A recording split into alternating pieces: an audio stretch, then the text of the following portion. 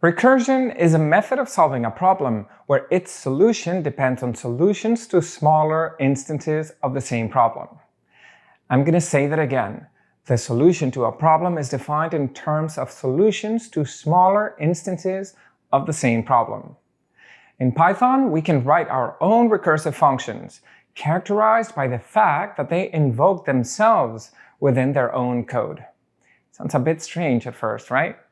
In this lesson, I'll introduce this interesting idea bit by bit by revisiting a familiar numeric algorithm, the calculation of the factorial of a number, and I'll show a detailed analysis of a recursive function that solves it. Let's get started.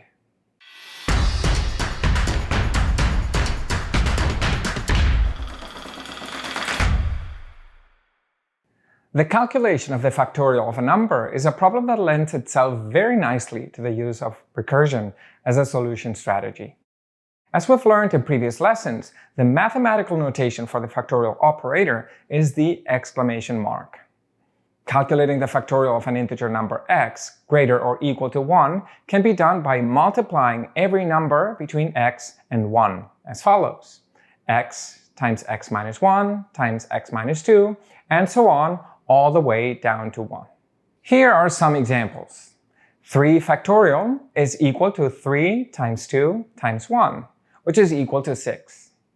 4 factorial is equal to 4 times 3 times 2 times 1. Notice that the calculation of 3 factorial occurs as a sub-expression of the calculation of the factorial of 4. So we could express this as 4 times 3 factorial, which is equal to 24. And one last example. 5 factorial is equal to 5 times 4 times 3 times 2 times 1, which is the same as 5 times 4 factorial, equal to 120. In these examples, you can appreciate the potential to describe the factorial operation recursively. A recursive definition is one in which we use the operation being defined as part of the definition itself, with the exception of one or more specific cases for which we provide a direct solution. In the examples above, you can see how we've defined 5 factorial in terms of 4 factorial. Similarly, we've defined 4 factorial in terms of 3 factorial. You can also observe that the factorial used in the definition is always less than the factorial being defined, ultimately leading to the trivial definition of the factorial of 1, which is equal to 1. An input for which the recursive definition provides a straightforward answer is called a base case. If we observe the pattern in the examples above, we can generalize the definition of the factorial operation as follows. The factorial of x is equal to 1 if x is 1. This is our base case. In all other cases, the factorial of x can be defined as x times the factorial of x minus 1. Interestingly enough, this mathematical definition of the factorial operation translates almost directly into a Python function. Let's look at what this code would look like.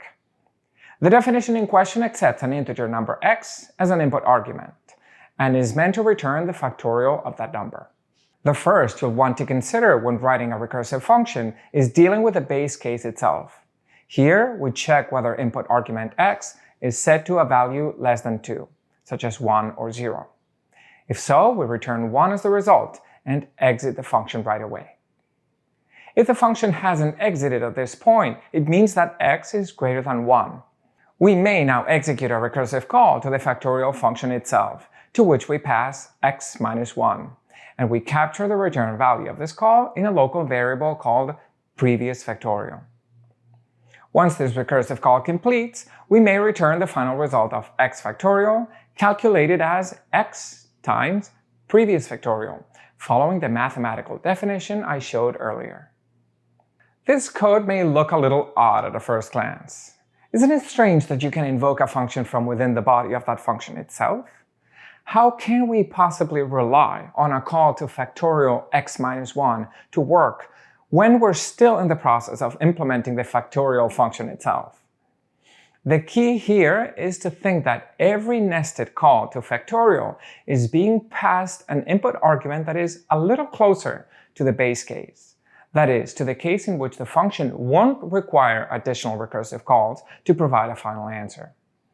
After that, all pending code that was waiting for recursive calls to complete will start resolving and returning their own results. I'll be elaborating on this idea soon, but before, I'd like you to write this code and test it. For that purpose, let me ask you to write the following main program, in which we read a number from the user, calculate the factorial with an invocation to our recursive function, and print the result into the terminal. Please create a project named Factorial in the code editor. Type the code above and run your program several times while entering different input numbers for x. I'll be back with a more detailed explanation of what's going on here.